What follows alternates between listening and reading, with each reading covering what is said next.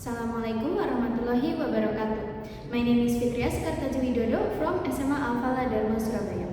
Ladies and gentlemen, gambling, especially online gambling, has become a major problem in Indonesia. It has destroyed people's lives mentally and economically, making them depressed and losing a lot of money because even if they have won once, they won't always win. They will go back to gambling and lose. The owner of the gambling site will squeeze the pockets of the player until they have no money left.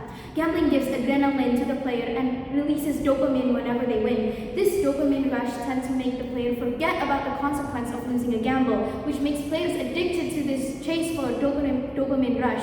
The owners knows this, which is why players are victims and need our help in order to stop gambling. The problem lies in the fact that gambling causes poverty because it imposes a high-risk, high-reward system. Oftentimes, players give a lot of their money to gambling, and when they lose, they don't have enough for their daily lives.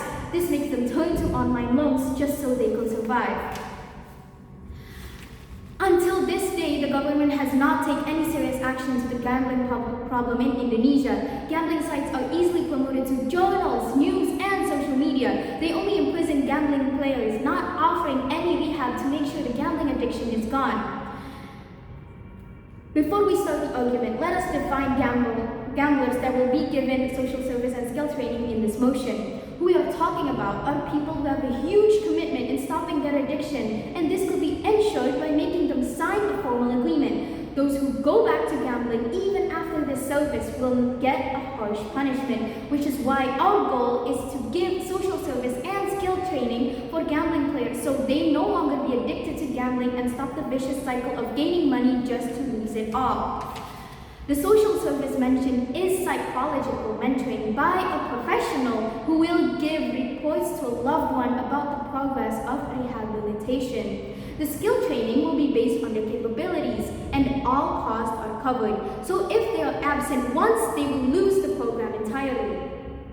After the program finishes, the person just rehabilitated needs to work in society and be a positive influence in their environment.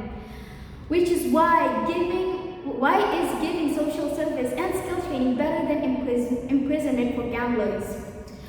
Prison is full of people that may not want to stop their gambling addiction.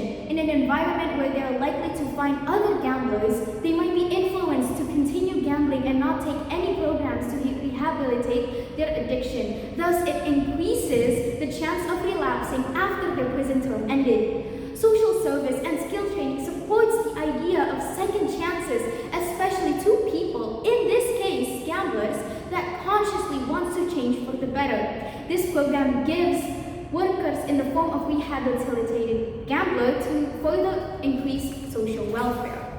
Until now, former inmates frequently relapse to gambling. That is why giving social service and skill training is better than imprisonment for gamblers. That is why I am proud to support this motion. Thank you. Assalamualaikum warahmatullahi wabarakatuh.